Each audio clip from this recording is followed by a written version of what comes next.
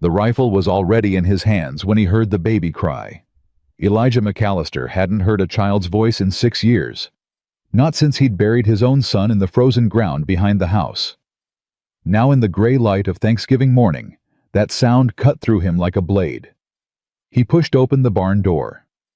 A woman lay in the hay, young, barely breathing. A baby pressed against her chest, both wrapped in nothing but a threadbare shawl. Her eyes opened, terrified, desperate. "Please," she whispered, "don't send us back to him." If you want to know what happens next, subscribe to our channel and follow this story to the very end. Drop a comment telling us which city you're watching from. We'd love to see how far our story travels. The cold had teeth that morning. Eli felt it bite through his coat as he crossed the yard. Lantern in one hand, rifle in the other. Same walk he'd made 1,000 times. Same silence waiting in the barn. 6 years of silence. Then the baby cried. Eli stopped dead. The sound didn't belong here. Hadn't belonged here since Catherine and Samuel. Since the fever took them both in the same week. Since he'd dug 2 graves in ground so frozen it broke his shovel twice. He raised the rifle, pushed the barn door open with his shoulder. "Who's there?" No answer, just that thin, desperate cry. Eli swept the lantern across the stalls. His mare shifted nervous. The milk cow lowed softly. And there in the corner where he kept the old horse blankets. Movement. A woman. Young, maybe 23, 24. She was trying to rise, trying to shield the baby with her body. Her dress was torn at the shoulder. Her lips were blue. The baby in her arms had stopped crying, and that scared Eli more than the crying had. "Please." Her voice cracked like ice. "Please don't send us back, just till dawn. I swear we'll be gone. Please." Eli lowered the rifle. He saw them then, Catherine and Samuel, the family he'd lost. Saw them in this desperate girl and her silent baby. His chest went tight. "How long you been out here?" "I don't." She was shaking so hard she could barely speak. "Hours. Maybe more. I don't know." Eli set down the lantern. Knelt slowly, keeping his hands where she could see them. The woman flinched, pulling the baby closer. "That child needs warmth," he said quietly. "You both do. We'll be gone by morning. I promise. Just don't." "You ain't going anywhere." He stood, reached for the baby. "Not tonight. Not like this." The woman's arms tightened. Every muscle coiled to fight or run. "I ain't gonna hurt you," Eli said. "Or the child. But another hour in this cold, you'll both be dead. That what you want?" Silence. The woman searched his face, looking for the lie, the trap, the cruelty she'd learned to expect. She found none. Slowly, so slowly, she released the baby. Eli took the child with hands that remembered how. Small. So small. The baby's skin was cold, but she was breathing. She opened her eyes blue like his Samuel's had been and made a soft sound. "That's it," Eli murmured. "You're all right now." He looked at the woman. "Can you walk?" She nodded, struggled to rise, her legs buckled. Eli caught her with his free arm.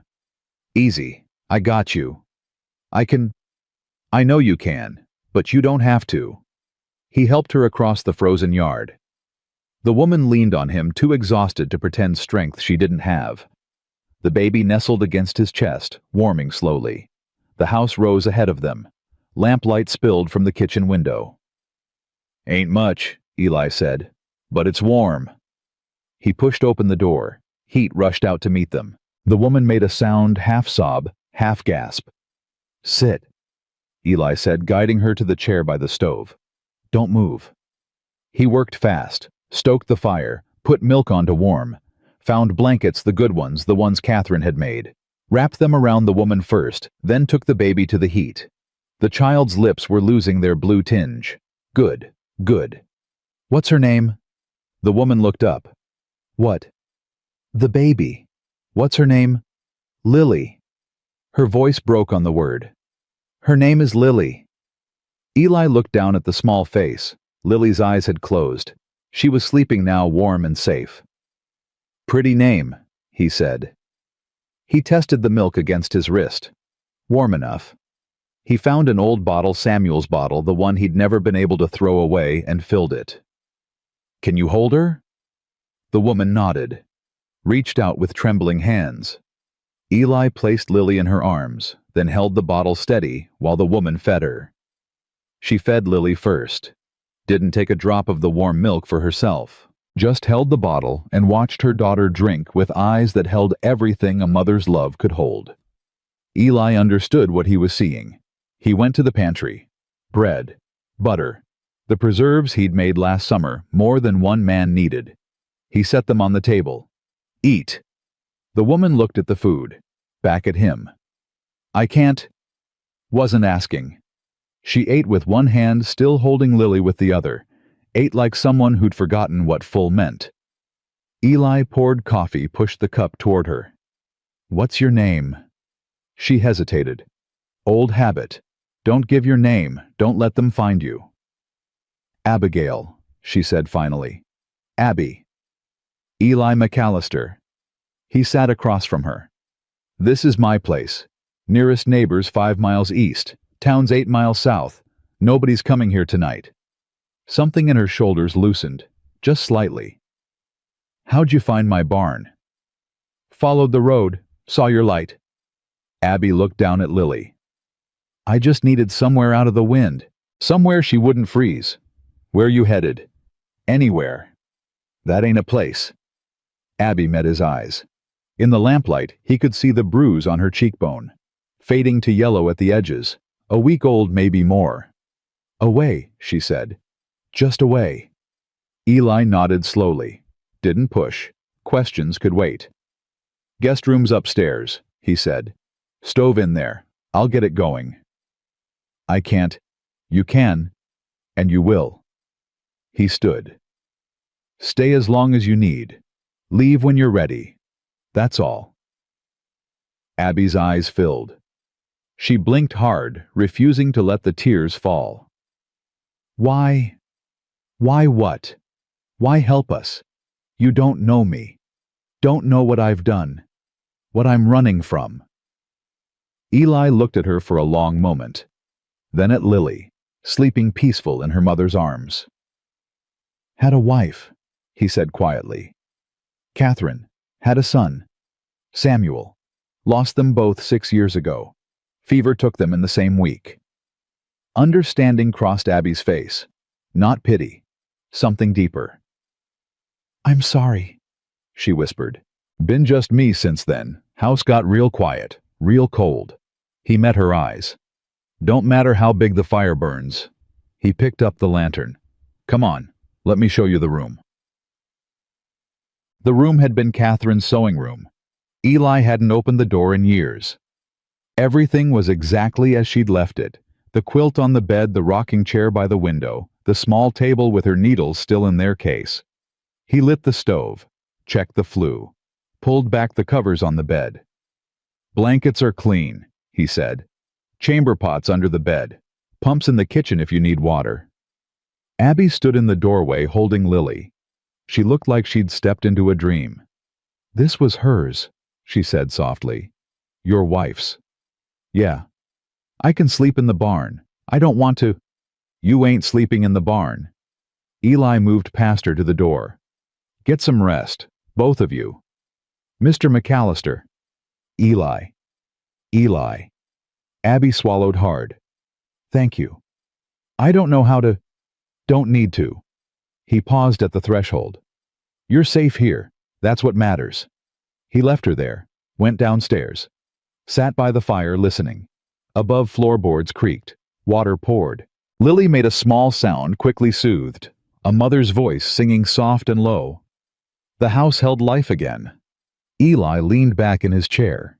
His chest felt strange, tight, but not with grief, with something else. Something he'd thought died with Catherine. Hope, maybe, or purpose. Outside, snow began to fall. Inside, for the first time in 6 years, Eli McAllister wasn't alone. God. Morning came gray and cold. Eli was up before dawn, same as always. He fed the horses, milked, the cow checked the fence line. Normal work, familiar motions, but nothing felt normal. When he came back inside, Abby was in the kitchen. She startled when he entered, then caught herself, straightened her spine, lifted her chin. "Thought maybe you'd want us gone," she said. "Daylight and all." Eli hung his coat by the door. "Storm coming, least that's how the sky looks." It was true. Clouds massed on the horizon, heavy and dark. Abby looked out the window. "I should go before it hits." "Go where?" She didn't answer. Couldn't. "Sit down," Eli said. "I'll make breakfast." "I can do it. Let me—" "You barely slept. Sit." Abby sat, but she watched him move around the kitchen, learning his rhythms, where he kept the flour, how he cracked the eggs, the way he tested the bacon grease before dropping in the batter. "You cook for yourself?" she asked. "Had to learn. Catherine did it before." "She taught you?" "Some. Rest I figured out." He flipped a pancake. "Made a lot of mistakes at first. Burned more than I ate." Abby almost smiled. Almost. Lily woke crying. Abby rose immediately, but Eli held up his hand. "I got it. Finish eating." He crossed to the drawer they'd lined with blankets, safest place he could think of, and lifted Lily out. The baby fussed, then settled against his chest.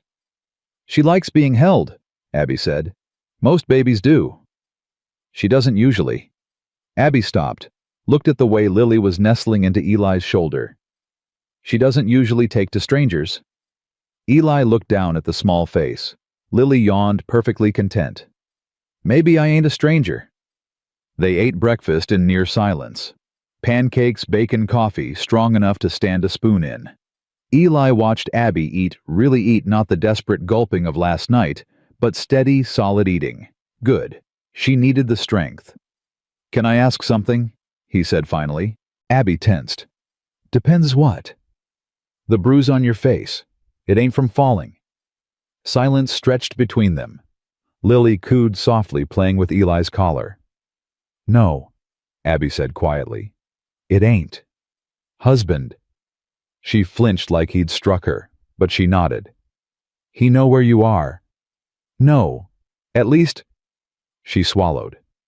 "I don't think so. I was careful. Traveled at night. Stayed off the main roads."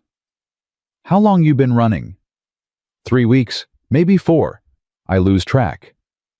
Eli did the math. 3 weeks in winter, with a baby traveling on foot. "You walked here from where, Kansas." "Kansas." He stared at her. "That's 200 miles. Closer to 300. I had to go around the towns. Couldn't let anyone see me."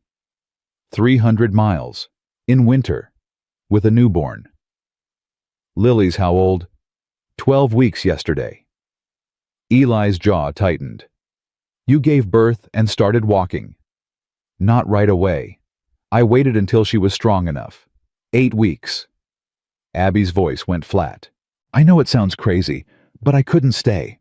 Silas, my husband, he would have killed us both eventually. Me for sure. Maybe her too.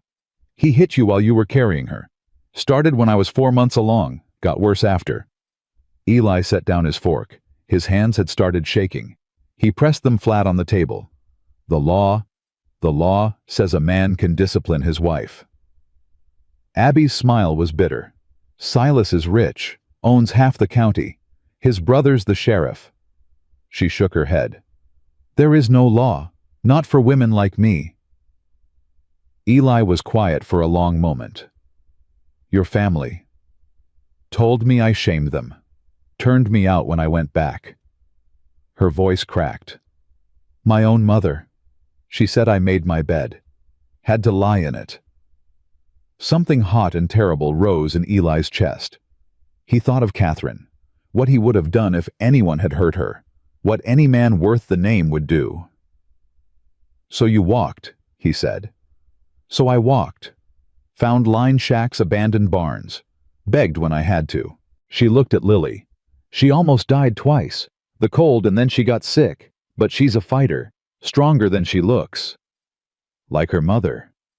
Abby looked up surprised. 300 miles in winter with a baby, Eli said. That ain't weakness. That's the bravest damn thing I ever heard. Her eyes filled. This time, she let the tears fall. I'm so tired, she whispered. I'm so tired of being scared. Eli reached across the table, slowly giving her time to pull away. She didn't. He took her hand in his. You're safe here, he said. Both of you. For as long as you need. The town ain't none of their business. They'll talk. A man alone taking in a woman with a baby. They'll say, I know what they'll say. Eli's voice was steady. Don't care. Never have. Abby searched his face again, looking for the lie, the condition, the price. She found none. Why? She asked again. Why are you doing this? Eli looked at their joined hands, at Lily, who had fallen asleep against his chest, at this broken, brave woman who had walked 300 miles to save her child. Because it's right, he said simply. Because you needed help, and I could give it. Because... He stopped. The words caught in his throat. Because when I saw you in that barn, he said quietly, I saw them. Catherine and Samuel. I saw what I couldn't save. And I thought if I let you die out there, I might as well have let them die too. Abby's grip tightened on his hand. You're a good man, Eli McAllister. I'm just a man, trying to do right. Outside, the first snow began to fall. Big flakes, the kind that meant business. Eli watched them drift past the window, covering the tracks that led to his door, erasing the path, hiding the trail. Whatever was coming, whatever storm lay ahead, they'd face it together. He didn't say it out loud, but looking at Abby's face, he knew she understood. She wasn't leaving. Neither of them wanted her to. The storm lasted 3 days. 3 days of howling wind and driving snow. 3 days of the world shrunk down to these 4 walls, this fire, these 3 people learning each other's rhythms. Abby learned where Eli kept things, how he liked his coffee, strong black, no sugar, which floorboards creaked, the way he checked the windows every night before bed, not from fear, but habit. Vigilance, worn into bone. Eli learned that Abby sang when she thought no one was listening. Old hymns, mostly. Her voice was clear and sweet. He learned that she woke at every sound, that her hands still shook sometimes for no reason, that she flinched when he moved too fast. He learned to move slower. Lily grew stronger by the day. Her cheeks filled out. Her eyes tracked movement now, following Eli around the room with intense baby focus. She'd started making sounds, not words, just noises, but happy ones. The house felt different. On the second night, the fire burned low. Eli got up to stoke it and found Abby already there, adding wood, careful and quiet. Couldn't sleep, she said. Me neither. They sat by the fire together, not speaking, not needing to. Just 2 people keeping watch against the cold. Tell me about her, Abby said finally. Catherine. Eli was quiet for a long moment. He didn't talk about Catherine, not to anyone. The wound was too deep, too raw, even after 6 years. But something about the firelight, about Abby's quiet presence, made him speak. She was strong, he said. Strongest person I ever knew. Came out here with me when this was all wilderness. Built this house with her own hands, same as me. Never complained. Never quit. You loved her. More than breathing. Abby hugged her knees to her chest. That's how it should be. That's what I thought marriage was. Before Silas. She nodded. He was charming at first. Everybody said so. My father was so proud, a wealthy man wanting his daughter. I thought I was lucky. Her laugh was hollow. Lucky. When did it start? The wedding night. Her voice went flat. He hit me because I cried. Said tears were a sign of weakness. Said he'd beat it out of me. Eli's hands clenched on his knees. I thought about leaving. 100 times 1,000. But where would I go? He owned everything. Everyone. My family wouldn't help. The law was his friend. She stared into the fire. Then I found out about Lily. And I knew. I knew if I didn't get out he'd kill me. Maybe her too. Maybe both of us. So you ran. So I ran. She looked at him. Does that make me a bad wife? A bad woman? It makes you alive, Eli said. It makes Lily alive. That's what matters. Abby was quiet. Then, Silas will look for me. He doesn't like losing things that belong to him. You don't belong to him. The law says different. Then the law's wrong. Eli's voice was hard. And if he comes here looking for you, you can't fight him. He has money, men, power. Don't care. Eli, a man comes to my land to hurt a woman and her baby he ain't leaving standing. Eli met her eyes. That's not a threat. That's a promise. Abby stared at him. In 6 years, no one had stood up for her. Not her father, not her mother, not the law, not the church, not God himself. And here was this quiet, weathered rancher, promising to fight for her. You barely know me, she whispered. I know enough. What if I'm not worth it? Eli reached over, took her hand again. His palm was rough with calluses, warm against her cold fingers. Everyone's worth it, he said. Everyone deserves to be safe, to be protected, to be... He stopped, swallowed. To be home. Abby's tears came then, silence streaming down her face. I haven't felt safe in so long, she said. I forgot what it was like. You're safe now. Am I? Yes. His voice was certain as stone. You're home now, Abby. Both of you. As long as you want to stay. She didn't answer, but she didn't pull her hand away either. They sat there until the fire burned low, until the storm outside finally began to quiet, until the first gray light of dawn crept through the windows. Then Abby stood, wiped her face, straightened her spine. I should check on Lily. I'll make coffee. She nodded, started toward the stairs, then stopped, turned back. Eli. Yeah. Thank you, for everything. For... She gestured helplessly. For being good. Eli looked at her. This woman who had walked 300 miles through winter. This mother who had sacrificed everything for her child. This survivor who refused to break no matter how hard the world tried. You make it easy, he said. Abby smiled then, small, trembling, but real. She went upstairs to her daughter. Eli went to the kitchen to make coffee. And outside, the storm finally broke. The clouds parted. Sunlight spilled across the snow, brilliant and blinding. A new day. A new beginning. But Eli knew deep in his bones that this was only the start. The storm had passed, yes, but another was coming. Silas Thornton wouldn't stop looking for his wife. The town wouldn't stay quiet forever. And the fragile peace they'd built in these 3 days would be tested. He didn't know how. He didn't know when. But it was coming. And when it did, Eli McAllister would be ready. The 4th day dawned clear and cold. Eli was saddling his horse when Abby appeared in the barn doorway. Lily was in her arms, bundled against the chill. Going somewhere? Town. Need supplies. He tightened the cinch. You need anything? Abby hesitated. I shouldn't. You're not asking. I'm offering. She looked at Lily. At her own worn dress, the only one she had. At her boots, held together with prayer and desperation.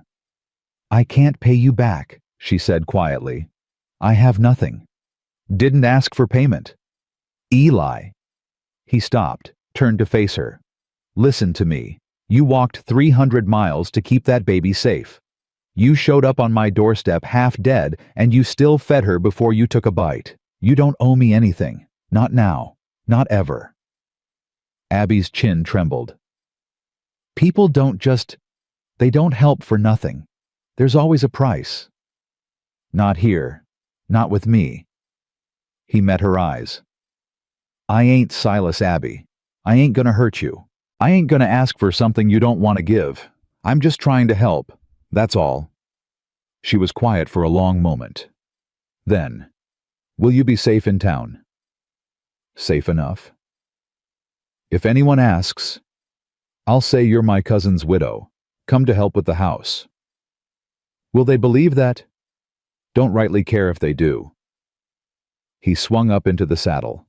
"Lock the door behind me. Don't open it for anyone. I'll be back before dark." "Eli."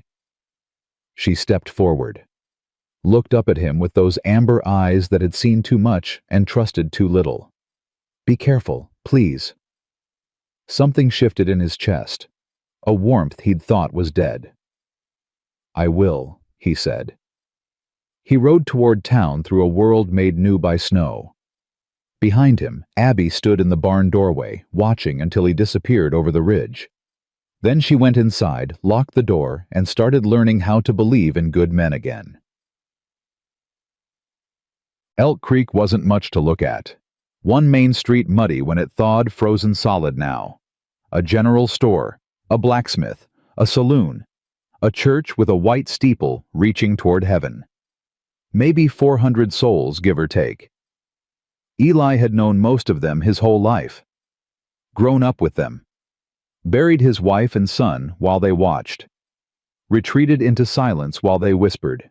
He tied his horse outside the general store, stomped the snow off his boots, pushed through the door. The bell jangled. 3 heads turned. Mrs. Harmon behind the counter, old Pete nursing coffee by the stove, and Tom Carver, his oldest friend, examining a new bridle. "Eli." Tom's face split into a grin. "Thought you'd frozen solid out there." "Not yet." "Storm hit you hard." "Hard enough." Eli moved through the store gathering what he needed. Flour, sugar, coffee, salt pork.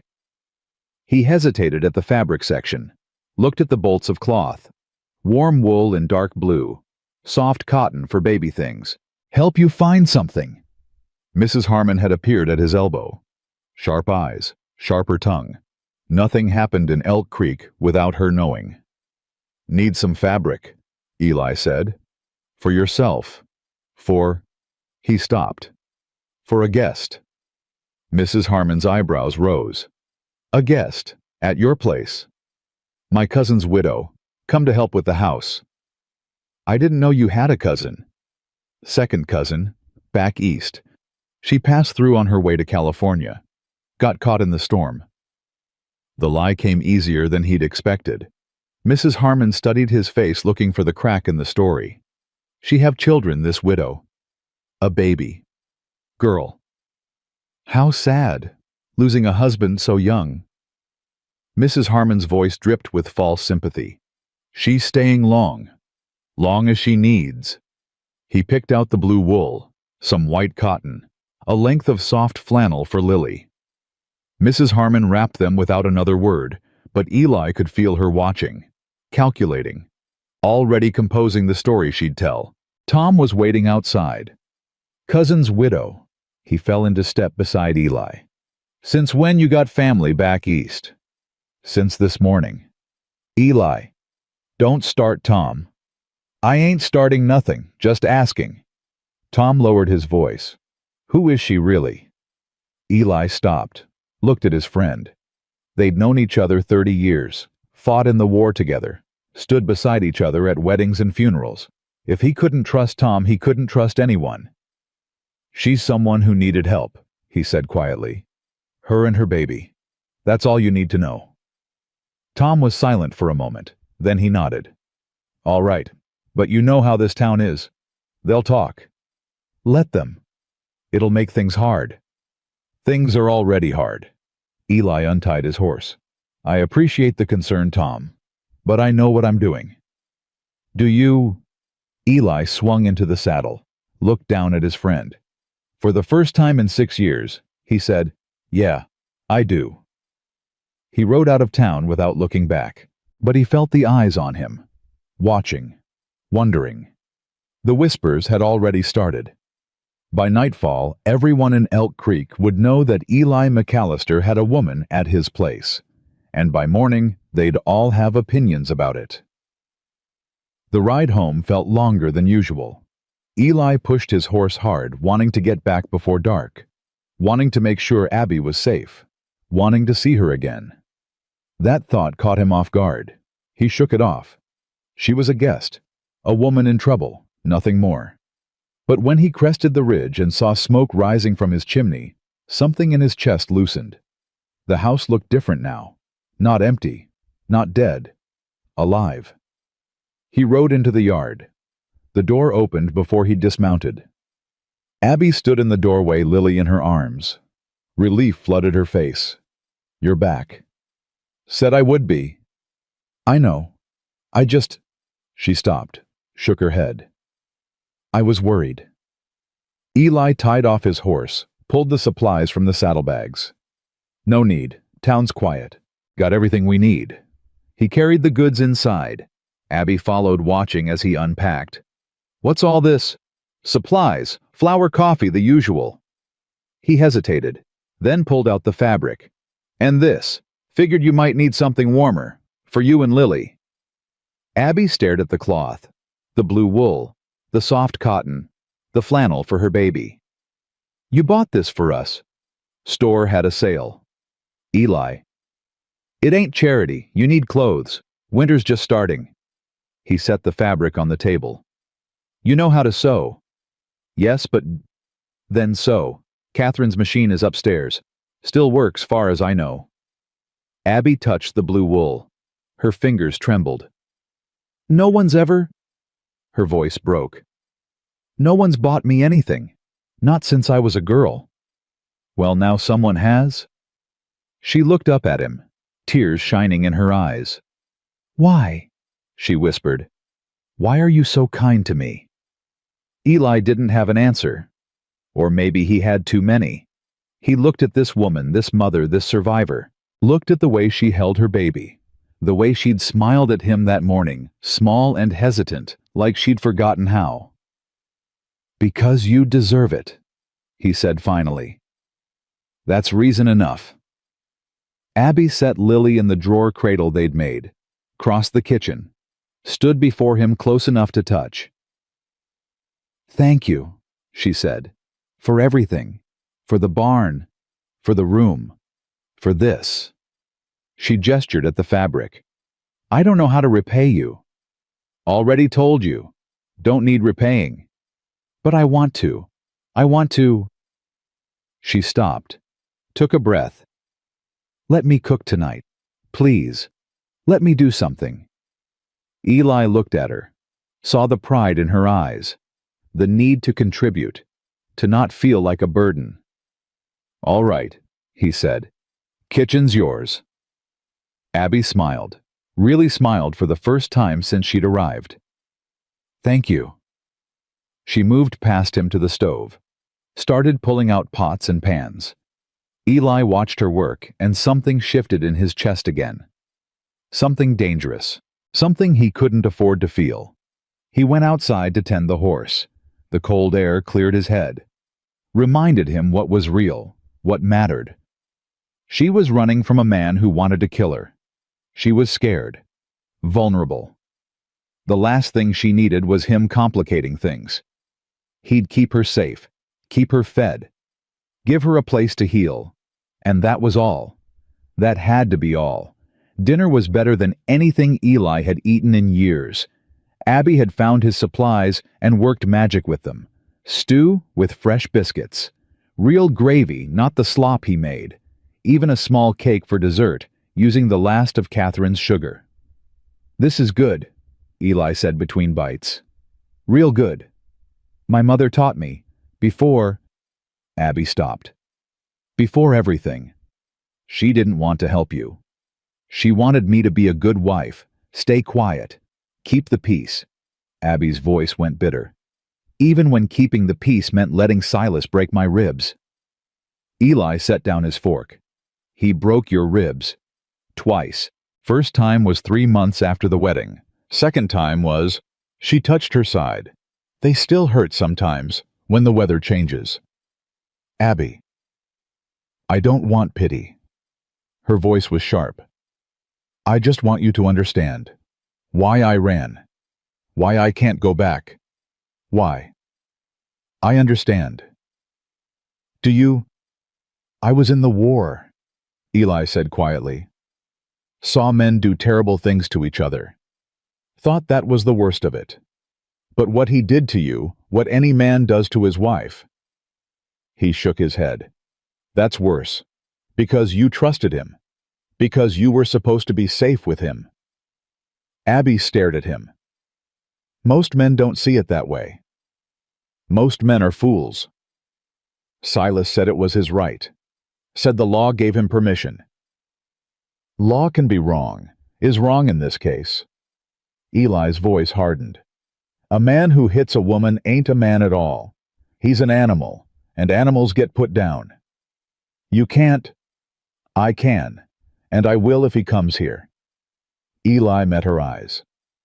That's not a threat, Abby. That's a fact. She was quiet for the long moment. Then, you really mean that? Every word. But you could get in trouble. The law. To hell with the law. Eli stood, started clearing plates. Man comes onto my land to hurt a woman and child under my protection, he gets what's coming. Don't care what any judge says about it. Abby rose to help him. They worked side by side at the wash basin, her washing him drying. Domestic, normal, like they'd done it 1,000 times. Eli. Yeah, I'm scared. Her voice was barely a whisper. I'm scared he'll find me. Scared of what he'll do. Scared that... She stopped. Scared that all this is a dream. That I'll wake up and be back in that house. Back with him. Eli set down the dish, turned to face her. It's not a dream. You're here. You're real.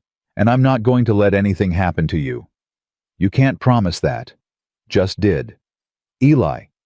Listen to me. He took her hands, held them gently carefully, giving her room to pull away. I spent 6 years in that house alone. 6 years waiting to die. And then you showed up. You and Lily. And for the first time since Catherine, I feel like I got a reason to keep going. Abby's breath caught. I'm not asking for anything, Eli said quickly. Don't want you to think I'm not expecting... I know. I just want you to be safe. Both of you. That's all I want. Abby looked at their joined hands, at his weathered fingers wrapped around hers. And if I want more, she whispered. Eli's heart stopped. Abby, I'm not saying I don't mean... She shook her head. I don't know what I mean. I just know that when I'm with you I feel safe. For the first time in years, maybe ever. That's just gratitude. It'll pass. No. Her voice was certain. It's not gratitude. It's something else. They stood there, hands joined the firelight flickering on their faces. The moment stretched. Eli felt himself leaning toward her, drawn by something stronger than reason. Then Lily cried. Abby pulled away. I should... Yeah. She went to her daughter. Eli stayed by the wash basin, gripping the edge hard enough to turn his knuckles white. What was he doing? She was vulnerable, scared, running from a monster. The last thing she needed was him taking advantage. He had to be better than that. He had to be. Days passed, then a week, then 2. The rhythm settled into something almost normal. Eli worked the ranch during the day, fixed fences, fed horses, cut wood for the fires. Abby kept the house cooked, the meals cared for Lily. They learned each other's silences. Eli learned that Abby hummed while she worked. Old songs, hymns, lullabies. He learned that she liked her coffee with cream, that she read every book he had twice over, that she talked to Lily, constantly narrating the world for her daughter. Abby learned that Eli woke before dawn every day, that he checked the locks 3 times before bed, that he sometimes stood at the window, staring at nothing, lost in memories he wouldn't share. They didn't talk about that moment in the kitchen, didn't acknowledge the spark that had passed between them. But it was there, in every accidental touch, every lingering glance, every charged silence. Lily grew stronger, started smiling more, started reaching for Eli whenever he came near. "She wants you," Abby said one morning, holding out the fussing baby. Eli took Lily without thinking, settled her against his chest. She grabbed his collar, babbling happily. "She likes you," Abby said softly. "She's got poor judgment." "She's got excellent judgment." Abby watched them together. "You're good with her." "Had practice. With Samuel." The name hung in the air. Eli rarely spoke of his son. The wound was still too raw. "Tell me about him," Abby said gently. Eli was quiet for a long moment. Then, "He had Catherine's eyes, brown like honey in sunlight, and her laugh. God, that laugh." His voice roughened. "He was 3 when the fever came, 3 years old, barely started living." "I'm sorry." "Me too." Eli looked down at Lily. "Sometimes I look at her and I see him. Not the same, but similar. That age, that innocence. Does it hurt? Yeah. But it's a good hurt." He met Abby's eyes. "She reminds me what I lost, but she also reminds me what I could have again." Abby's breath caught. "Eli!" The door banged open. Both of them jumped. Eli shoved Lily into Abby's arms, reaching for the rifle he kept by the door. "Easy, easy." Tom Carver stood in the doorway, hands raised. "Just me." Eli lowered the rifle. "Damn it, Tom, I could have shot you." "Probably deserved it. Should have knocked." Tom's eyes found Abby, found Lily. His expression shifted. "So, the cousin's widow." "Tom." "Save it." Tom stepped inside, closed the door. "I ain't here to judge. I'm here to warn you." "Warn me about what?" "Town's talking, Eli, and not just idle gossip." Tom glanced at Abby. "Mrs. Harmon's been running her mouth. Says it ain't natural a man your age taking in a young woman. Says there must be something improper going on. Let her say what she wants. It ain't just her. Reverend Crane's been making noises too, talking about sin and propriety and the moral decay of unmarried cohabitation." Tom shook his head. "He's working people up, getting them worried." Eli's jaw tightened. "Reverend Crane can mind his own business." "That's never been his strong suit." Tom looked at Abby again. "Ma'am, I don't mean any disrespect, but if there's anything at all that might cause trouble if it came out—" "She's running from her husband," Eli said flatly. Tom went still. "What?" "He beat her. Would have killed her and the baby. She ran. Ended up here." "Good Lord." Tom stared at Abby. "I'm sorry, ma'am. I didn't know." "Most people don't." Abby's voice was quiet. "Most people don't want to know." Tom turned back to Eli. "This changes things." "Changes nothing. She's staying." "Eli, if her husband comes looking?"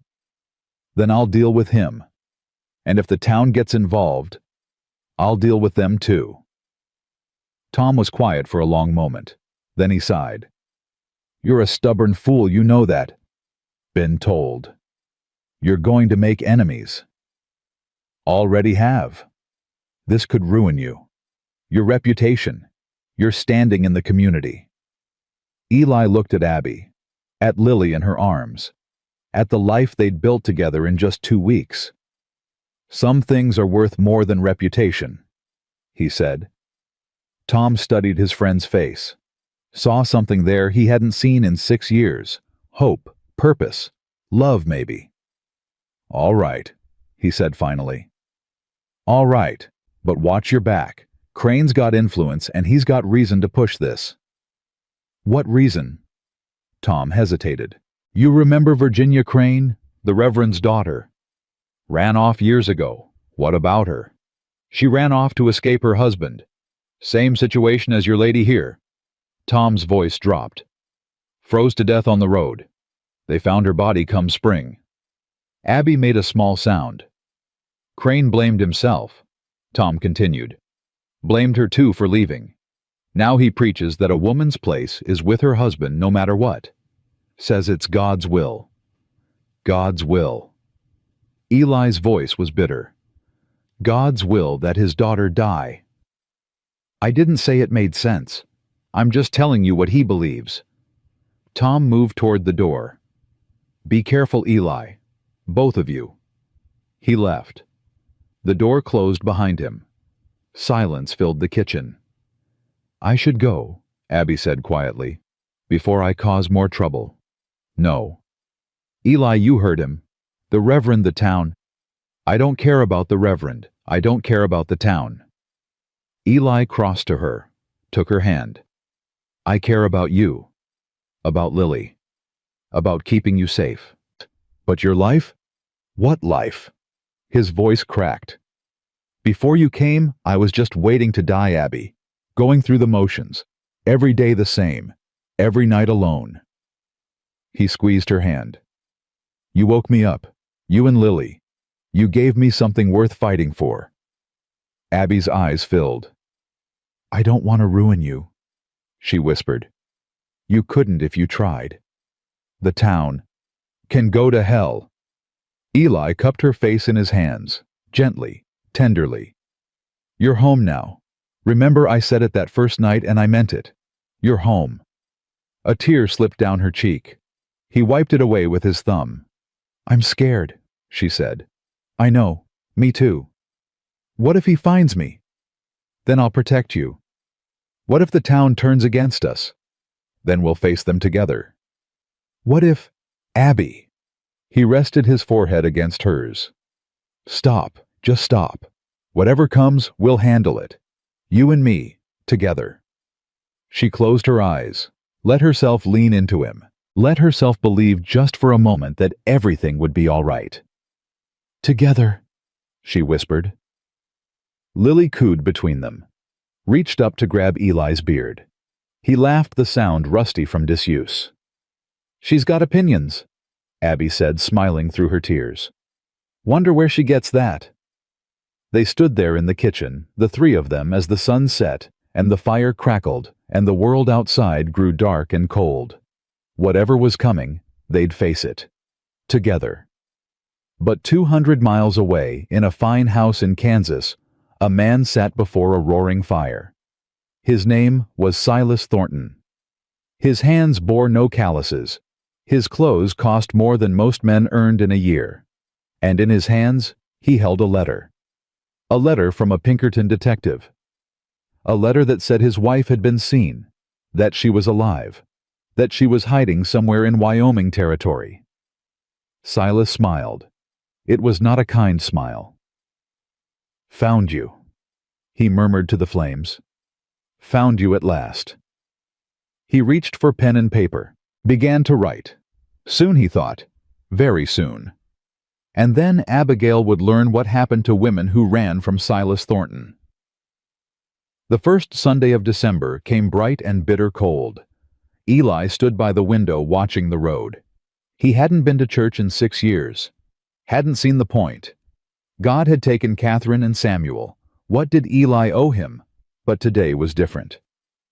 You don't have to do this, Abby said behind him. Yes, I do. The town already hates us. Going to church won't change that. Ain't about changing minds. Eli turned to face her. It's about not hiding, about showing them we ain't ashamed. Abby held Lily close. She'd finished the blue dress 2 days ago. It fit her well, brought out the gold in her eyes. She looked beautiful. She looked terrified. What if they won't let us in? Church is God's house. They can't keep us out. What if they say things about me, about Lily? Then they say things. Words can't hurt us. Words can hurt plenty. Eli crossed to her, took her free hand. Listen to me. We walk in there with our heads high. We sit in my family's pew. We pray and we sing and we leave. That's all. And if Reverend Crane, let me worry about Crane. Abby searched his face, looking for doubt, finding none. All right, she said quietly. All right. They rode to town in the wagon. Lily bundled between them. The road was frozen hard, rutted with ice. Eli kept the horses steady. Tell me about Catherine, Abby said suddenly. Eli glanced at her. What do you want to know? Was she scared when you first brought her here? Terrified. We got married back east, came out here with nothing but 2 horses and a dream. He smiled at the memory. First winter we near starved, ate nothing but beans and hope for 3 months. But you made it. We made it. Together. He looked at her. That's how you survive out here. Together. Abby was quiet for a moment. Then, do you think she'd mind Catherine? Me being here? Eli considered the question carefully. She'd want me to live, he said finally. She'd want me to be happy. And you...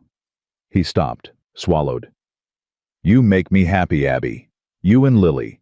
Happier than I've been in years. Abby's eyes glistened. Eli, I know it's too soon. I know you're still healing. I ain't asking for anything. Just want you to know. She didn't answer, but she moved closer to him on the wagon seat, let her shoulder press against his.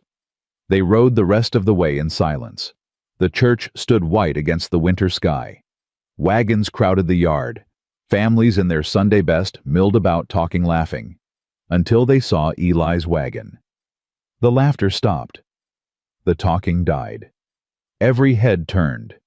Eli pulled up, set the brake, climbed down. He could feel the eyes on him, judging, condemning. He didn't care. He walked around the wagon, helped Abby down, took Lily from her arms. Ready? He asked quietly. Abby lifted her chin. Ready. They walked toward the church. The crowd parted before them, not in welcome, in avoidance, like they carried plague. Mrs. Harmon stood by the door, her lips pressed into a thin line. Mr. McAllister. Mrs. Harmon. I see you brought your... guest. I brought my family. The word hung in the air. Family. A declaration. A challenge. Mrs. Harmon's eyes narrowed. The Reverend won't like this. The Reverend can take it up with God. Eli walked past her into the church. Abby followed close behind. The sanctuary fell silent. 200 faces turned to watch them. Some curious, some hostile. A few, a precious few sympathetic. Eli walked down the center aisle. Third pew from the front, right side. His family's pew for 3 generations. He stepped in, sat down, settled Lily on his knee. Abby sat beside him, close, shoulder to shoulder. The whispers started immediately, hissing through the pews like wind through dead leaves. Shameful. Living in sin. That poor baby. Abby's hand found Eli's, squeezed hard. He squeezed back. Reverend Josiah Crane emerged from the vestry, tall, gaunt, eyes like chips of winter ice. He climbed to the pulpit, surveyed his flock. His gaze found Eli, found Abby, found Lily. Something flickered in those cold eyes. Anger, maybe, or triumph. Brothers and sisters, Crane began, I had planned to preach on gratitude this morning, on the blessings we've received, but the Lord has put something else on my heart. He gripped the pulpit edge. Today I must speak of sin, of corruption, of the moral decay that threatens our community. The whispers intensified. We are a godly people. We built this town on faith and righteousness. But there are those among us who would tear down what we've built, who would flaunt their sin in the very house of God. His eyes locked on Eli. The Bible tells us that a man shall leave his father and mother and cleave unto his wife. One man, one woman, Bound by holy matrimony.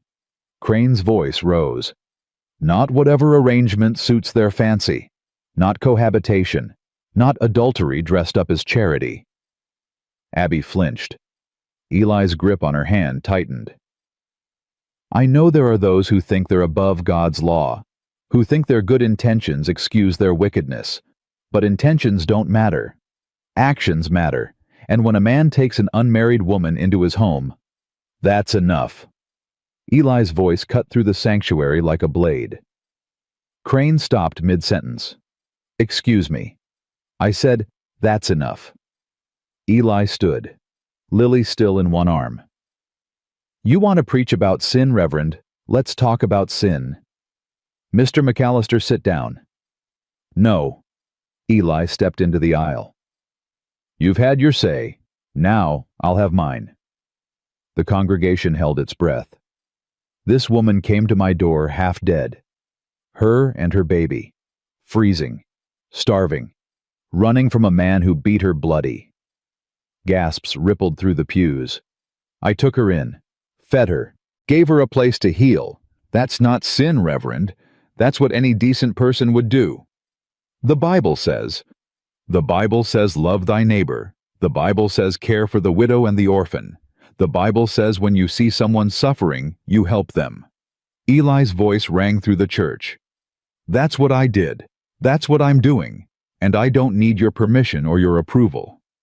Crane's face had gone red. This is my church.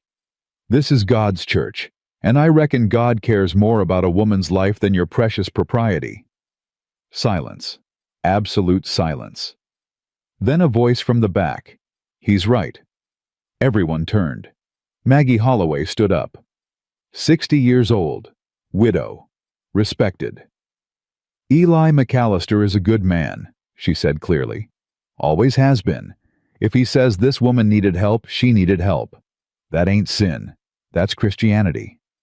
Another voice. I agree. Tom Carver, rising from his pew. I've known Eli 30 years. He's never done a dishonest thing in his life. This isn't about honesty, Crane snapped. It's about morality. It's about fear. The voice was Abby's. She stood beside Eli, trembling, but her voice was steady. I know what you're afraid of, Reverend. I know about your daughter. Crane went pale. How dare you? Virginia ran from her husband too, just like I did. She was trying to save herself, trying to live. Abby's voice cracked. She didn't make it. And I'm sorry. I'm sorry for your loss. But her death wasn't her fault. It wasn't sin. It was tragedy. You know nothing about my daughter.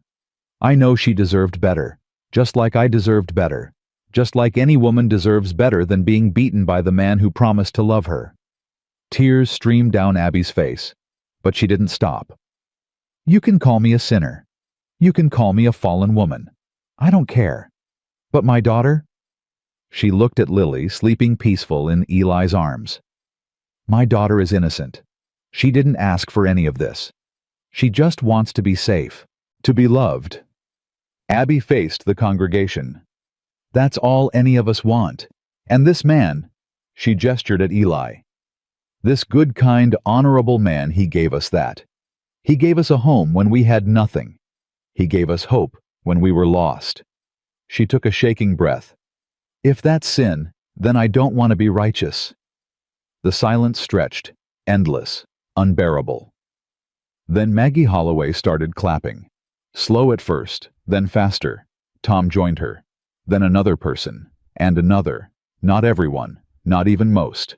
But enough to break the spell Crane had cast. The Reverend stood at his pulpit, face twisted with fury. This isn't over, he said quietly. The council will hear of this. Let them hear, Eli replied. I've got nothing to hide. He turned, offered Abby his arm. She took it. They walked out of the church together, through the crowd, through the whispers, through the judgment, into the winter sunlight. Tom caught up with them at the wagon. That was something, he said. That was really something. Probably made things worse, Eli muttered. Maybe. but it needed saying. Tom looked at Abby. "Ma'am, that was the bravest thing I've ever seen." "I just told the truth. That's what made it brave." They climbed into the wagon. Eli took the reins. "Eli." Tom's voice dropped. "Watch yourself. Crane's got influence, and he doesn't forgive easily." "Neither do I." They rode home in silence, but Abby's hand found Eli's on the seat between them, and she didn't let go. The week that followed was quiet. Too quiet. Eli kept waiting for the other boot to drop, for the council to summon him, for Crane to make his move.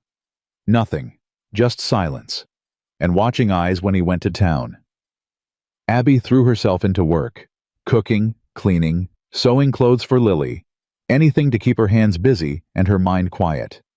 But at night when Lily was asleep, they sat by the fire together, talking, learning each other. "What was it like?" Abby asked one evening. "The war?" Eli stared into the flames. "Hell, worse than hell maybe." "How old were you?" 16 when I signed up, 19 when it ended. Just a boy. Wasn't any boys left by the time it was over. We were all old men in young bodies. He was quiet for a moment. "I killed people, Abby. A lot of people. Some deserved it.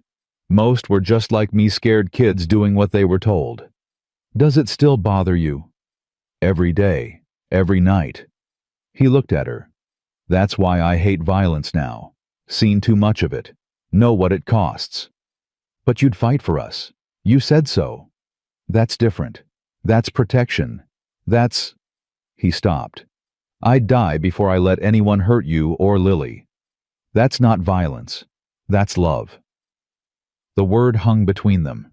Love. Abby's breath caught. "Eli."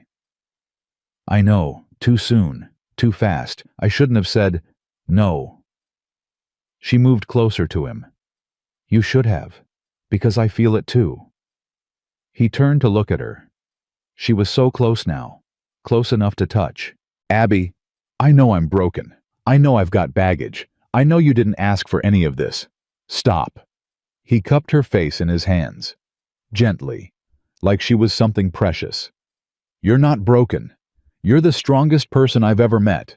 And I didn't ask for this, no. But I'm grateful for it. More grateful than you'll ever know." Abby's eyes filled with tears. "I don't deserve you," she whispered.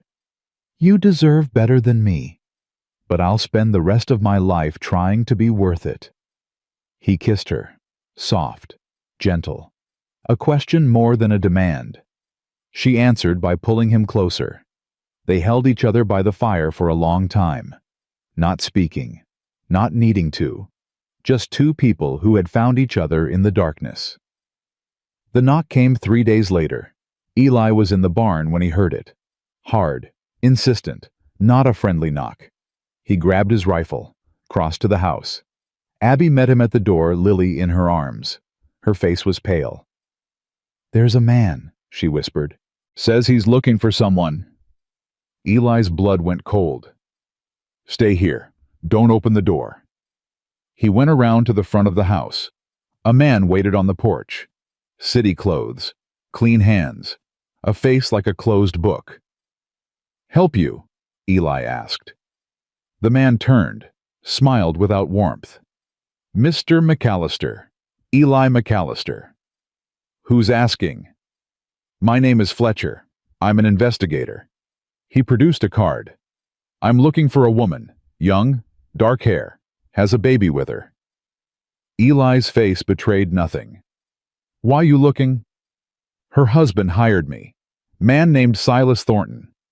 He's worried about his wife. Says she disappeared some months back. Took their child." "Sounds like a family matter." "It is. But Mr. Thornton loves his wife very much. Wants her home safe." Eli studied the man. Fletcher. An investigator. A Pinkerton maybe, or something like it. "Haven't seen anyone like that," Eli said. "You sure? I've had reports she was seen in this area." "Reports from who?" "That's confidential." Fletcher's smile widened. "Mind if I look around?" Yeah, I mind. Mr. McAllister, this is my property. You got no warrant, no authority, no right to be here. Eli's voice hardened. I'm going to ask you to leave. Once. Fletcher's smile didn't waver, but something cold flickered in his eyes. Of course. My apologies for the intrusion. He tipped his hat. But Mr. McAllister, if you do happen to see a woman matching that description, you might want to know something. What's that? Silas Thornton is a powerful man, rich, connected. He doesn't like being disappointed. Fletcher started toward his horse. And he's coming here himself, should arrive within the week. He mounted, looked down at Eli. Good day, Mr. McAllister. I'm sure we'll meet again. He rode away. Eli watched until he disappeared over the ridge. Then he went inside. Abby was shaking. He found me, she whispered. Silas found me. He doesn't know you're here, not for certain. But he suspects. That man Fletcher, he'll tell him. Probably. Eli set down his rifle. We need to talk about what comes next. I'll leave, tonight, before he gets here. No. Eli, I won't let you get hurt because of me. Abby. He took her shoulders, held her steady. Listen to me. You're not running anymore. Neither is Lily. This is your home now. But Silas is one man. I've faced worse. He has money, men, power.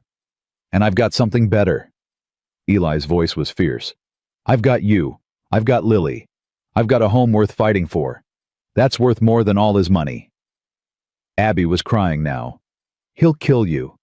He'll try. Eli, please. I'm not afraid of Silas Thornton. He pulled her close. I'm not afraid of anything anymore. Not since I found you. Lily fussed between them. Eli released Abby, took the baby, held her close. Hey there, little one. It's all right. Papa's here. Papa. The word slipped out without thinking, but once it was said, he didn't want to take it back. Abby stared at him. You called yourself? I know. Do you mean it? Eli looked at Lily, at her blue eyes so trusting, at her small hands reaching for his face. Yeah, he said quietly. I mean it, if you'll let me. Abby's face crumpled. She threw her arms around him, around both of them, and held on like she'd never let go. Yes, she whispered. Yes, yes, yes. They stood there in the kitchen, the three of them. A family. Imperfect. Unconventional. But real. We'll face him together, Eli said. Together, Abby echoed. And whatever happens. Whatever happens. Eli kissed the top of her head, held Lily closer. Outside, the wind picked up. A storm was coming.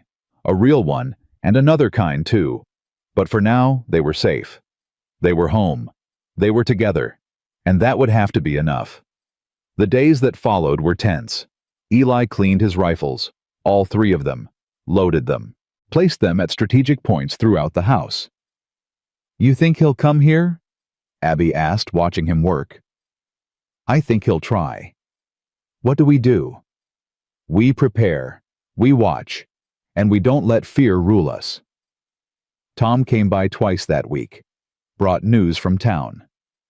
Fletcher's been asking questions, he reported, going door to door, showing a photograph. Of Abby. Yeah, wedding picture looks like. Most folks told him to get lost, but a few talked. Who? Mrs. Harmon, for one, told him all about your cousin's widow. Tom's voice was bitter. And Reverend Crane. He confirmed you had a woman staying here, said it was his Christian duty. Eli's jaw tightened. Of course he did. Eli, you need to be careful. If Thornton shows up with men. I know. Maybe you should get out of here. Take Abby and Lily somewhere safe. And run forever, no. Eli shook his head. I'm done running. So is she.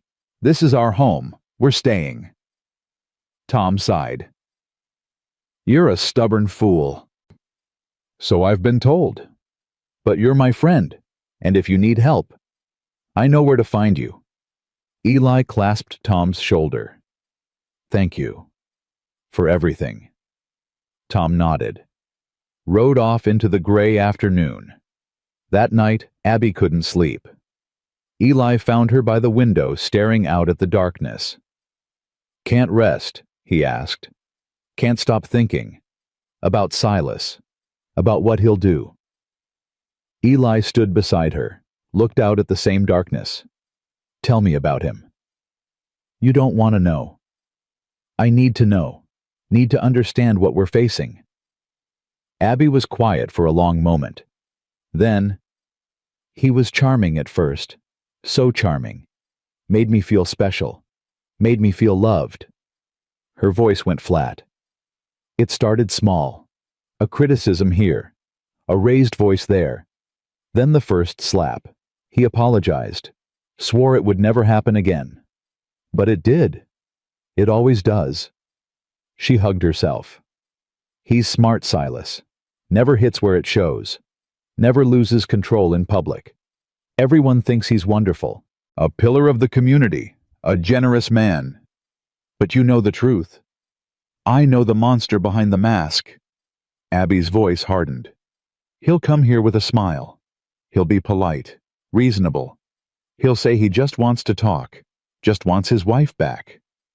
And then when no one's watching, he'll make me pay. For running. For embarrassing him. For daring to leave. She turned to face Eli. He won't stop, Eli. He'll never stop. Not until I'm dead or back under his control. There's a third option. What? Eli met her eyes. He stops. Permanently. Abby's breath caught. You can't mean... I mean I'll do whatever it takes to keep you safe. Whatever it takes. Eli, I don't want you to become a killer because of me. I was a killer long before I met you. His voice was quiet. The war made sure of that. But I've never killed anyone who didn't deserve it. And if Silas Thornton comes here meaning harm to you or Lily... He didn't finish the sentence. He didn't have to. Abby reached up, touched his face. I love you, she said. God help me, I love you. I love you too. He pulled her close. And I'll prove it. Whatever comes. They held each other in the darkness. Outside the wind howled. Inside for one more night they were safe. But morning was coming. And with it, the reckoning. He came on a Thursday. Eli was mending fence when he saw the riders. 3 of them, coming slow down the main road, taking their time, like they owned the land and everyone on it. He set down his tools, wiped his hands on his trousers, started walking toward the house. Abby met him at the door. Her face was white. It's him, she whispered. I saw from the window. It's Silas. Take Lily upstairs, lock the door. Don't come down no matter what you hear. Eli. Go. Now. She went. Eli grabbed his rifle, checked the load, stepped out onto the porch. The riders pulled up at the edge of his yard. The one in front was dressed fine. City clothes. A coat that cost more than most men earned in a year. His face was smooth, handsome even. The kind of face that fooled people. Silas Thornton. The other 2 were harder, hired muscle, hands that knew guns and weren't afraid to use them. Mr. McAllister. Silas's voice was pleasant, cultured. I believe you have something that belongs to me. Don't know what you're talking about. Please, let's not play games. Silas dismounted, straightened his coat. My wife is here, my daughter. I've come to take them home. Ain't no one here by that description. Silas smiled. It didn't reach his eyes. Mr. Fletcher was quite thorough in his investigation. I know Abigail is here. I know she's been living in your house for over a month now. His smile sharpened. Living in sin from what I hear. Though I suppose that's hardly surprising, given her character. Eli's grip tightened on the rifle. You need to leave. I'll leave when I have what's mine. Nothing here belongs to you. My wife belongs to me. My daughter belongs to me. The law says so. Silas took a step forward. Now, I'm a reasonable man. I don't want trouble. Just give me my family and I'll be on my way. She ain't your family, not anymore. Something flickered in Silas's eyes. Something cold and dangerous. I beg your pardon. You heard me. Woman who runs 300 miles in winter to get away from you. She ain't your wife. She's your victim. How dare you? I dare because I've seen what you did to her. Seen the bruises. Heard the stories. You're not a husband. You're a monster. Silas's pleasant mask slipped. Just for a moment. Long enough to show the rage underneath. You don't know what you're talking about. I know exactly what I'm talking about. And I'm telling you now, you're not taking her. Not today. Not ever. She's my wife by law.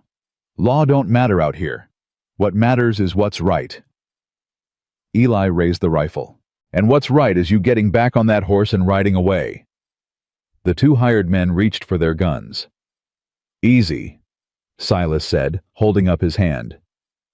Let's not be hasty. He studied Eli, calculating, reassessing. You're serious, he said. You'd actually shoot me over some worthless woman. She ain't worthless, and yeah, I would.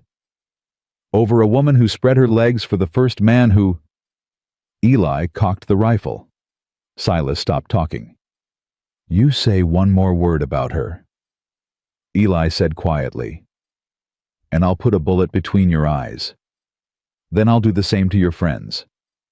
And then I'll ride into town and tell everyone how 3 men came to my property meaning harm, and how I defended myself. Who do you think they'll believe, a stranger from Kansas? Or a man whose family has been here 4 generations? Silas's face had gone pale. You're bluffing. Try me. The silence stretched. The wind picked up cold and sharp. The horses shifted nervously. Finally, Silas took a step back. This isn't over, he said. I have rights. The law. The law's 8 miles south. You want to involve them, go ahead. But right now you're on my land, and I'm telling you to leave. Silas stared at him for a long moment. Then he smiled. That cold, empty smile. Very well. I'll leave. For now. He mounted his horse. But I'll be back, Mr. McAllister, with a judge, with a warrant, with whatever it takes. You do that. And when I do, Silas's voice dropped. When I do, I'll make sure you pay for this. You and her both. He wheeled his horse, rode away. His men followed. Eli stood on the porch until they were out of sight. Then he lowered the rifle. His hands were shaking. Eli. Abby's voice. Trembling. She was at the door, Lily in her arms. I told you to stay upstairs. I couldn't. I had to know. She stopped. Is it over? For now? But he'll come back. Yeah, he will. Abby's face crumpled. I should run. Before he comes back with the law. No. Eli, please. I said no. He turned to face her. We're not running. We're not hiding. We're going to fight this. How? He has money, power, the law on his side. And we have the truth. Eli took her hand. We have each other. We have people willing to stand with us. Do we? Let's find out. He rode into town that afternoon. Tom was at the blacksmith shop. Eli tied off his horse, walked in. Need your help. Tom looked up from the forge. What happened? Silas Thornton came to my place this morning, threatened to take Abby by force. Good Lord, is she all right? For now, but he's coming back. Said he's going to get a judge a warrant. Tom set down his hammer. What do you need? I need to know who in this town will stand with me, and who won't. Eli. I'm not asking anyone to fight, just to tell the truth about what they've seen. About who Abby is, who I am.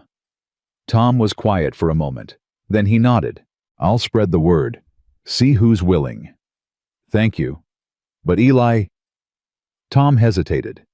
Some folks aren't going to help. Crane's been poisoning minds for weeks, and some people just don't want trouble. I know, but some is better than none. He visited Maggie Holloway next, told her what had happened. That poor girl, Maggie said. That poor brave girl. Will you help? Help how? If it comes to a hearing, if Silas tries to use the law, will you speak up? Tell them what you know. Maggie's face hardened with determination. I'll do more than speak up. I'll shout it from the rooftops if I have to. She gripped Eli's arm. That woman saved herself and her baby. That takes courage most men don't have. Anyone who can't see that is blind. Thank you, Maggie. Don't thank me. Just keep her safe.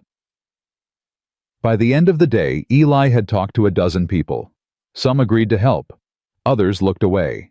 A few flat out refused. But more said yes than he'd expected. It wasn't an army, but it was a start. He rode home as the sun set. Abby was waiting on the porch. Well, we've got friends, more than I thought. Enough. I don't know, but it's something. She came to him as he dismounted, wrapped her arms around him. I'm scared, she whispered. Me too.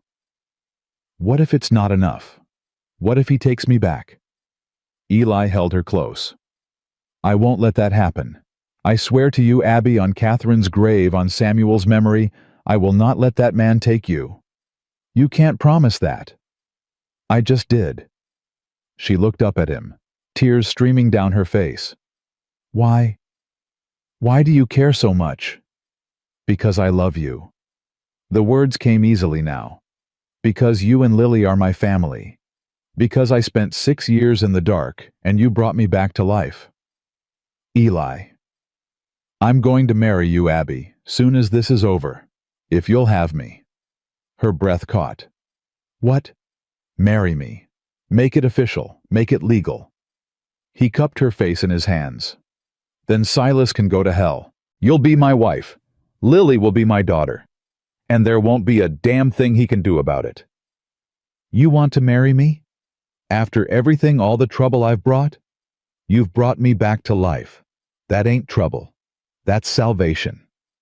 Abby was crying openly now. Yes, she whispered. Yes, I'll marry you. Eli kissed her. Deep. True. A promise sealed with more than words. When they finally broke apart, Abby laughed through her tears. We're really doing this. We're really doing this. When? Soon as possible. Tomorrow, if we can find someone to do it. Not Reverend Crane. Hell no. Eli actually smiled. There's a justice of the peace 2 towns over. Owes me a favor. Then let's go. Tonight. Tonight. Why wait? Every day we delay is another day Silas has to stop us. Eli looked at her. At the determination in her eyes. At the woman who had walked 300 miles to save her daughter. All right, he said. Tonight. They left within the hour. Tom agreed to watch the place while they were gone. Didn't ask questions, just nodded and wished them luck. The ride took 3 hours in the dark. Lily slept the whole way bundled warm between them. Judge Walter Hendricks lived in a small house on the edge of Clearwater. Eli had helped him through a hard winter 10 years back. Never asked for payment. Tonight he called in the debt. You sure about this? Hendricks asked, looking at Abby. Marriage is a serious thing. We're sure, Eli said. And the lady, she's willing? More than willing. Abby's voice was strong. I love this man. I want to be his wife. Hendricks studied them both for a long moment. Then he nodded. All right then. Let's do this proper. The ceremony was simple. No flowers. No music. Just 2 people standing in a kitchen at midnight pledging their lives to each other. Do you, Elijah McAllister, take this woman to be your lawfully wedded wife, to have and to hold from this day forward for better, for worse, for richer, for poorer, in sickness and in health, until death do you part? I do. And do you, Abigail Thornton, take this man to be your lawfully wedded husband, to have and to hold from this day forward, for better, for worse, for richer, for poorer, in sickness and in health, until death do you part? Abby's voice didn't waver. I do. Then by the power vested in me by the territory of Wyoming, I pronounce you husband and wife. Hendricks smiled. You may kiss your bride. Eli kissed her. Gentle, reverent, like she was something precious, because she was. Congratulations, Mr. and Mrs. McAllister. Mrs. McAllister. Abby laughed, cried, both at once. We did it, she whispered. We actually did it. We did. Now what? Now we go home, and we wait.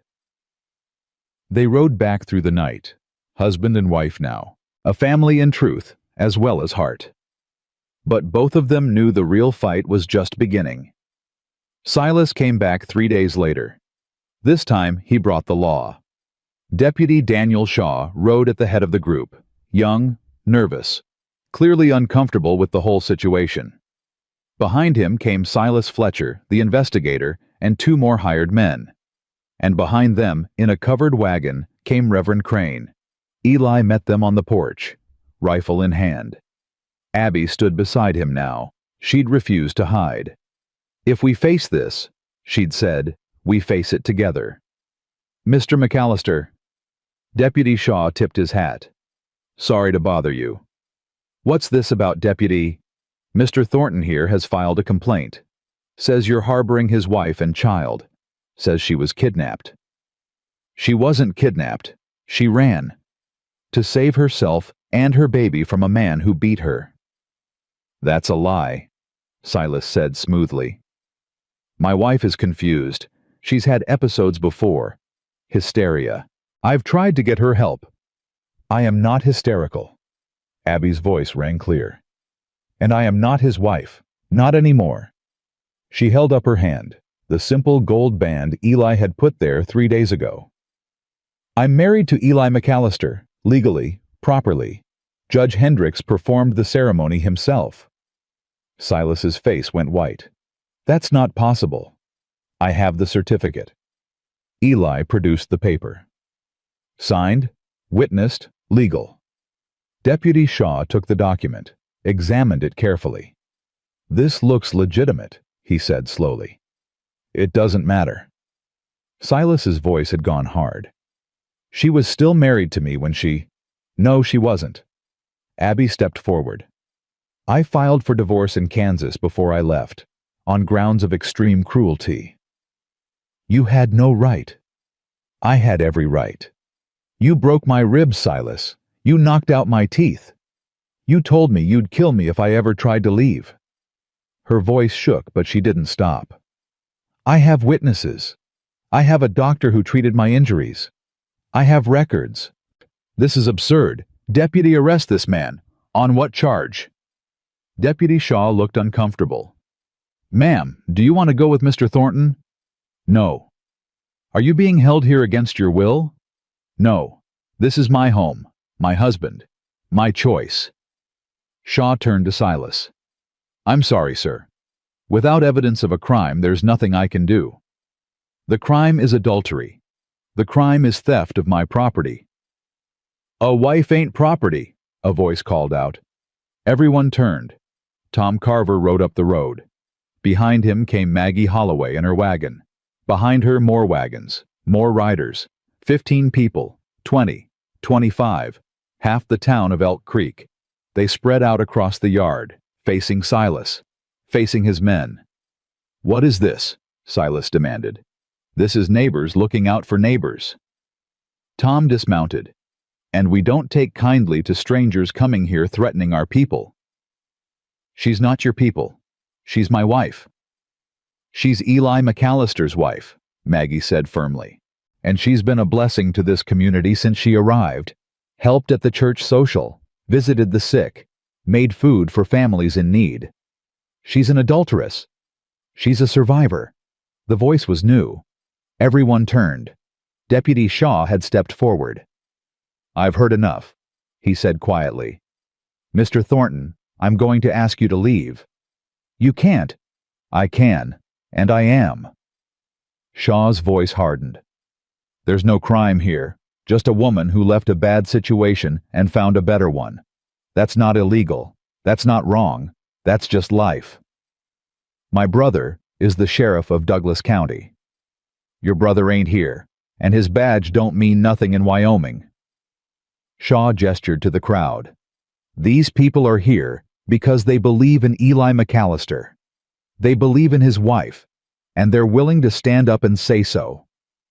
Silas looked around, at the faces arrayed against him, at his hired men who were suddenly looking uncertain, at Reverend Crane who had gone pale. "This isn't over," he said. "I'll take this to a higher court. You do that." Eli stepped forward. "But you won't win, because the truth is on our side. And the truth is you're a coward who hits women. A bully who uses money and power to hurt people who can't fight back. How dare you? I dare because I'm not afraid of you. None of us are." Eli looked at Abby, at Lily in her arms, at the people who had come to stand with them. "You've got nothing here, Thornton. No power, no leverage, no friends, just your money and your hate, and that ain't enough." Silas's face twisted with rage. "I'll destroy you. I'll burn this place to the ground. You'll do nothing." Deputy Shaw stepped between them. "Because if anything happens to these people, anything at all, I'll know who to look for. And so will everyone here." Silas stood there trembling with fury. For a moment, Eli thought he might do something stupid, reach for a gun, order his men to attack. But Silas Thornton was a bully, and bullies at their core are cowards. "Fine," he spat. "Keep her. Keep the brat. They're not worth the trouble." He mounted his horse, wheeled around to face Abby. "You'll regret this. One day you'll come crawling back, and I won't take you." Abby's chin lifted. "I'd rather die." Something flickered in Silas's eyes. Pain, maybe, or just wounded pride. "Then that's your choice." He rode away. His men followed. Fletcher tipped his hat with an ironic smile. Only Reverend Crane remained. He sat in his wagon watching. His face was unreadable. "Reverend," Eli said, "you got something to say?" Crane was silent for a long moment. Then, "I came here to condemn you, to bring righteous judgment on sinners." His voice was quiet. "But I've seen something today. Something I didn't expect." "What's that?" "Community. People standing together, protecting each other." Crane's eyes found Abby. "My daughter Virginia, she ran too, just like you. I was so angry, so ashamed. I thought she was weak." He shook his head. "I was wrong. She wasn't weak. She was brave, braver than I ever knew." His voice cracked. "And I let her down. I let my pride, my righteousness, He stopped. "I let her down, and she died alone." Tears streamed down the old man's face. "I'm sorry," he said. "To you, Mrs. McAllister, to your husband, to everyone I've hurt with my judgment." He wiped his face. "I can't undo what I've done, but I can do better, starting now." He climbed down from the wagon, walked to Abby. "May I?" He gestured toward Lily. Abby hesitated, then nodded. Crane looked at the baby, at her innocent face, at the life that could have been lost if not for her mother's courage. "She's beautiful," he said quietly. "She's lucky to have you, both of you." He handed Lily back, turned to Eli. "I was wrong about you, Mr. McAllister. You're a better man than I gave you credit for." "I'm just a man trying to do right." "Sometimes that's enough." Crane climbed back into his wagon. "God bless you, all of you." He drove away. Silence settled over the yard. Then Maggie Holloway laughed. "Well," she said, "that's something you don't see every day." The tension broke. People laughed, talked, clapped Eli on the back. "You did it," Tom said. "You actually did it. We did it, all of us." What happens now? Eli looked at Abby, at Lily, at the people who had come to stand with them. "Now," he said, "we live." That night, after everyone had gone, Eli and Abby sat by the fire. Lily was asleep upstairs. The house was quiet. Peace had settled over them like a blanket. "I can't believe it's over," Abby said. "Believe it. He just left. After everything. He's a coward. Always was. Just needed someone to call him on it." Abby leaned against him. "Thank you. For everything. For believing in me. For fighting for me." "Don't have to thank me." "Yes, I do. You saved my life, Eli. You saved Lily's life. You saved mine first." He put his arm around her. "Before you came, I was just existing, going through motions, waiting to die. You gave me a reason to live again. We saved each other." "Yeah, I reckon we did." They sat there watching the flames. "What now?" Abby asked. "What do you mean?" "I mean, what do we do with our lives, with our future?" Eli considered the question. "We live," he said finally. "We raise Lily.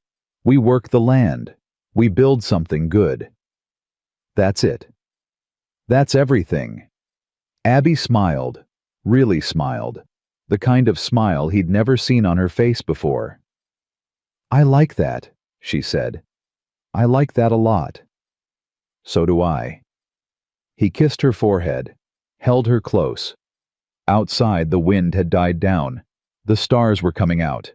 Somewhere in the distance, a coyote howled. Inside, they were warm. They were safe. They were home. And for the first time in years for both of them, that was enough. Spring came like a promise kept. The snow melted first in patches, then in rushing streams. The meadow greened. Birds returned to the barn eaves building nests, singing songs Eli hadn't heard in years. The world came back to life. So did they. Eli woke that first warm morning to find Abby already up standing at the window. Sunlight caught her hair, turned it to gold. She was smiling. "What are you looking at?" he asked, coming up behind her. "Everything." She leaned back against him.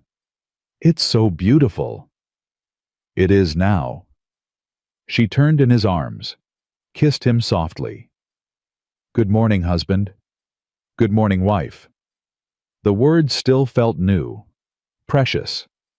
Every time he said them, something in his chest loosened a little more. Lily woke crying. Abby went to her and Eli followed, watching, as his wife lifted their daughter from the cradle. "Good morning, sweet girl. Did you sleep well?" Lily babbled happily, reached for Eli's face. "Pa," she said. Eli went still. "Did she just—" "Pa," Lily said again, laughing. "Pa, pa." Abby's eyes filled with tears. "Her first word," she whispered. "Oh, Eli." He took Lily from her arms, held her close. This child who wasn't his by blood, but was his in every way that mattered. "That's right, baby girl. Papa's here." Lily patted his face, giggled, said it again. "Pa." Something broke open in Eli's chest, something that had been closed for 6 years. He felt the tears come, and didn't try to stop them. "I love you," he said to Lily, then to Abby. "I love you both. So much." Abby wrapped her arms around them, the three of them standing in the morning light holding each other. A family. Finally. Completely. The days that followed were full of work. There was fencing to mend, fields to plow, a garden to plant. Eli threw himself into the labor, but it felt different now. Not like punishment, like purpose. Abby worked beside him when she could. She'd taken to ranch life faster than he'd expected, learned to feed the chickens milk, the cow collect eggs without flinching. "You're a natural," he told her one afternoon. "I had a good teacher." "Didn't teach you much." You taught me everything." She wiped her hands on her apron. "You taught me that I'm worth something, that I deserve to be treated well, that love doesn't have to hurt. It shouldn't hurt, not ever. I know that now." She looked at him. "Because of you." Tom came by often, brought news from town. Things were changing there too. "Reverend Crane gave a sermon last Sunday," Tom reported, "about forgiveness, about not judging others." "Crane?" Eli couldn't hide his surprise. "You sure? Heard it myself. Man's different. Whatever happened that day at your place, it changed him." "People don't change that fast." "Maybe not. But he's trying." Tom shrugged. "That's something." It was something. Eli had to admit that. Maggie Holloway became a regular visitor.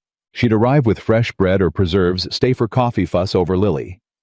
"She looks more like you every day," she told Eli once. "She's not. I know what she's not. I'm telling you what she is." Maggie fixed him with a sharp look. "That child adores you, lights up every time you walk in the room. That's not blood. That's love." Eli couldn't argue with that. Summer arrived hot and golden. Lily took her first steps in the yard, stumbling from Abby to Eli and back again, laughing the whole way. "She's walking," Abby cried. "Eli, she's walking. I see her. I see." He caught Lily as she wobbled toward him, swung her up into his arms. "Good girl. Such a good girl." Lily squealed with delight. That night after she was asleep, Eli and Abby sat on the porch. The stars were out. The crickets were singing. "I never thought I could be this happy," Abby said quietly. "Me neither.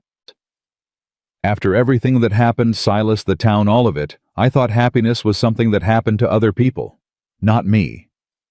"What changed your mind?" "You." She took his hand. "You showed me that good men exist, that love can be gentle, that home isn't just a place, it's a person."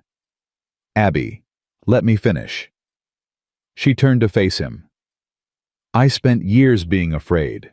Afraid of Silas, afraid of being alone, afraid of everything. But I'm not afraid anymore, because I know that whatever happens, I have you, and you have me. Always." "Always," she smiled. "That's my favorite word now." He kissed her under the stars, long and slow and full of promise. "I have something to tell you," she said when they broke apart. "What?" She took his hand, placed it on her belly. "We're going to have a baby." Eli's heart stopped. "What? A baby? Ours? Growing right here?"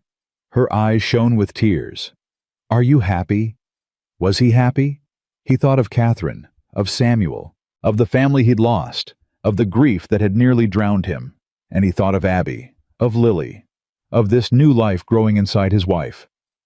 "Happy doesn't even begin to cover it," he said. He pulled her close, held her like she was the most precious thing in the world, because she was. The news spread through town like wildfire. Eli McAllister, the hermit, the recluse, the man who hadn't smiled in 6 years, he was going to be a father again. People came by to offer congratulations, some who had shunned them before, some who had stood with them from the beginning. Eli welcomed them all.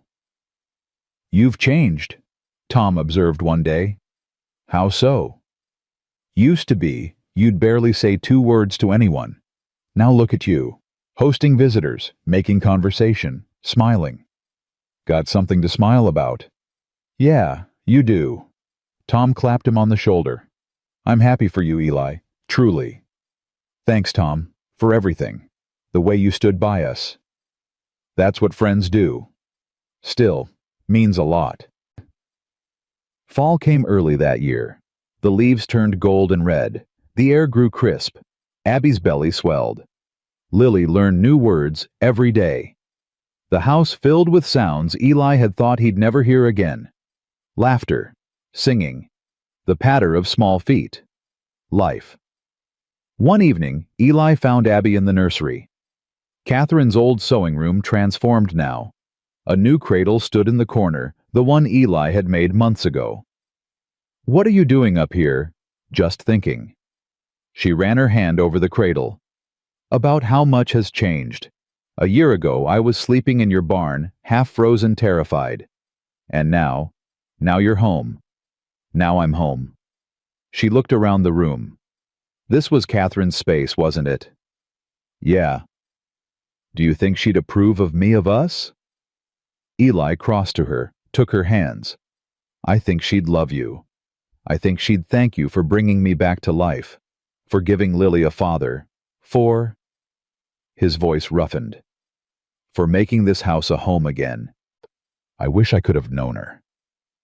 Part of her is still here, in these walls, in this land, in me." He touched Abby's belly. "And part of her will live on in our children, in the love we give them." Abby's eyes filled. "I love you, Eli McAllister." "I love you too, Abby McAllister." She laughed through her tears. "That still sounds strange. Good strange, but strange. You'll get used to it. I hope I never do. I hope it always feels like a miracle." The first snow came in November. Eli woke to a white world, pristine, peaceful. So different from the snow that had brought Abby to his door a year ago. He went downstairs quietly, not wanting to wake his family. But Abby was already up, standing at the window, watching the snowfall. "Couldn't sleep?" he asked. "The baby's restless." She rubbed her belly. "Keeps kicking. Strong, like the mother." Abby smiled. "And stubborn, like the father." Eli stood beside her, watched the snow drift down. "A year ago," he said quietly. "I know. I was thinking the same thing. You showed up half dead in my barn. And now I can't imagine life without you." "Me neither." They stood there together as the sun rose, as the world turned white, as another Thanksgiving approached. "I want to do something," Abby said. "What?" "Thanksgiving dinner. A real one, with our friends. Tom, Maggie, anyone who wants to come." "That's a lot of cooking." "I know, but I want to. I want to celebrate everything we have, everyone who helped us get here." Eli considered it. A year ago he'd spent Thanksgiving alone, eating cold beans by a dying fire, waiting for death. Now he had a wife, a daughter, a baby on the way, friends who cared about him. "All right," he said, "let's do it." Thanksgiving morning dawned clear and cold. The house smelled of roasting turkey and fresh bread. Abby had been cooking for 2 days. Eli had cleaned and chopped and carried until his arms ached, but it was worth it. Tom arrived first, brought a jug of cider and a smile. "Place looks good, Eli." "Abby's doing. You're doing too. You look 10 years younger than you did last spring." "Feel it too." Maggie came next, then the Hendersons from the next valley, then Deputy Shaw, awkward and shy, bearing a basket of apples. "Didn't know if I should come," he admitted. "After everything." "You stood up for us when it mattered," Eli said. "That makes you family." Shaw's face reddened, but he smiled. By noon the house was full, more people than Eli had entertained in years, maybe ever. Lily toddled through the crowd, showing off her walking, collecting praise and treats. "Papa," she called, running to Eli. "Papa up." He lifted her, settled her on his hip. "Having fun, little one. Fun." She clapped her hands. "Fun, fun, fun." Abby appeared at his side, took his free hand. "Look at this," she whispered. "Look at our home." Eli looked, at the friends gathered around their table, at the fire crackling in the hearth, at the snow falling soft outside, at his daughter in his arms and his wife beside him. "It's perfect," he said. "It really is." They gathered around the table for dinner. 20 people crowded close, passing dishes, talking over each other. When the food was served, Eli stood. The room went quiet. "I ain't much for speeches," he said. "Most of you know that. But today?" He stopped, gathered himself. "Today, I need to say something." He looked around the table, at the faces that had become dear to him. "A year ago, I was alone. Had been for 6 years. Thought I'd stay that way forever. Thought I deserved to." His voice roughened. "Then a woman showed up in my barn, half frozen, holding a baby, scared of everything, and something changed." He looked at Abby. "She changed me, woke me up, reminded me that life is worth living, that love is worth fighting for. That home isn't just walls and a roof, it's the people inside them." Abby's eyes glistened. "So today I'm thankful.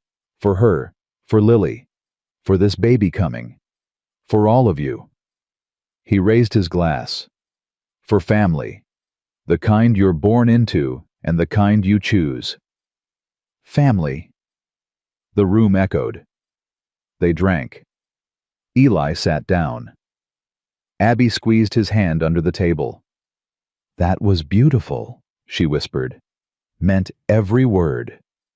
"I know. That's what made it beautiful." The afternoon passed in warmth and laughter. Stories were told, songs were sung. Lily fell asleep in Maggie's arms, exhausted from all the attention. As the sun set, people began to leave. Handshakes and hugs, promises to come again. Finally, it was just the three of them. Eli, Abby, and Lily, sleeping peacefully in her cradle. "Best Thanksgiving I've ever had," Abby said. "Same. Think we can do this every year?" "I'm counting on it." She leaned against him. He wrapped his arm around her. "Eli." "Yeah. I'm so glad I found your barn." "I'm so glad you did too. If I'd gone anywhere else—" "Don't." He kissed her forehead. "Don't think about what might have been. Think about what is." "And what is that?" "This, us, our family, our home." He held her close. "Everything." The baby came in February. A boy, strong and loud and perfect. Eli held him for the first time with shaking hands. This child who was his by blood and by law and by love. "What should we name him?" Abby asked, exhausted but radiant. Eli looked at his son, at his tiny fingers, at his eyes already searching the world. "Samuel," he said quietly. "After my first boy, if that's all right." Abby smiled through her tears. "Samuel, it's perfect." Samuel Elijah McAllister. Eli tested the name. Sam for short. "Hello, Sam." Abby touched the baby's cheek. "Welcome home." Home. The word had meant nothing to Eli for 6 years. Just walls. A place to sleep. A monument to grief. But now, looking around this room at his wife, his daughter, his newborn son, he understood what it really meant. Home was Abby's laughter in the morning. Home was Lily's small hand in his. Home was Sam's first cry, demanding attention. Home was love, given and received, freely, fully. Home was this. Spring came again. The snow melted. The meadow greened. Eli stood on the porch watching the sunrise. Lily played in the yard chasing chickens. Abby nursed Sam by the window singing softly. A year and a half ago, he'd been dead inside, waiting for the end, caring about nothing. Now he had everything. Tom rode up the path, waved. "Morning, Eli." "Morning, Tom." "Brought the post, letter for you." Eli took the envelope. Kansas postmark, official seal. His blood went cold. "What is it?" Abby had come to the door, Sam in her arms. Eli opened the letter, read it slowly. Then he read it again. "Eli, what does it say?" He looked up. His hands were steady now. "Silas Thornton is dead." Abby went pale. "What?" "Died 3 weeks ago. Horse threw him. Broke his neck." Eli handed her the letter. His estate is being settled. As his former wife, you're entitled to. I don't want anything from him. I know, but listen. He pointed to a paragraph. The lawyer says there's a trust. For Lily. Silas set it up before he died. For her education. Her future. Abby stared at the letter. At the words that meant Silas was truly gone. That he could never hurt them again. It's over, she whispered. It's really over. It's over.